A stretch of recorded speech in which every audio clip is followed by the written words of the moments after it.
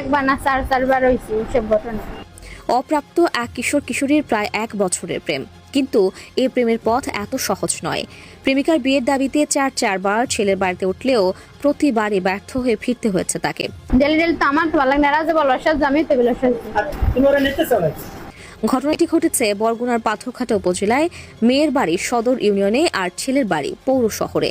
স্থানীয় সূত্রে জানা যায়, চতুর্থবারের মতো কিশোরী ছেলের বাড়িতে উঠলে বিষয়টি জানাজানি হয়। এক পর্যায়ে এলাকাবাসী কিশোর কিশোরীকে নিয়ে পাথরঘাটা থানায় উপস্থিত হয়। আমি চাই এই ছেলের সাথে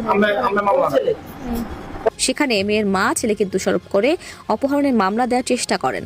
তবে থানায় গিয়েই কিশোরী নিজের মতো স্পষ্ট করে জানিয়ে দেয়, সে ছেলেকে স্বেচ্ছায় ভালোবেসেছে, কোনো অপহরণের ঘটনা ঘটেনি। থানায় কইছে যে আমি চাইছিলাম মাইনরি যাই যে বিচার হ্যাঁ তো বাংলাদেশ সাথে আমি নেই রাজিনি। এর আগে তৃতীয়বার ছেলের বাড়িতে গিয়ে বিয়ের দাবি করলে স্থানীয় সচেতন মহল এবং উকিলের মাধ্যমে দুই পরিবারের মধ্যে একটি লিখিত চুক্তি হয়েছিল। প্রাপ্তবয়স্ক হলে দুজনকে বিয়ে দেওয়া হবে।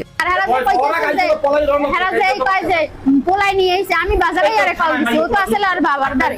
কিন্তু কিশোরীর দাবি, তার মা কোনোদিনই এই সম্পর্ক মেনে নেবে না, তাই এখনই বিয়ে করতে হবে। না তোমার তো বয়স নাই, এই নাবালক হিসেবে স্থানীয়রা বলছেন, দুই পরিবারের দ্বন্দ্বে কিশোর কিশোরীর প্রেম আজ আলোচনার কেন্দ্রবিন্দুতে পরিণত হয়েছে।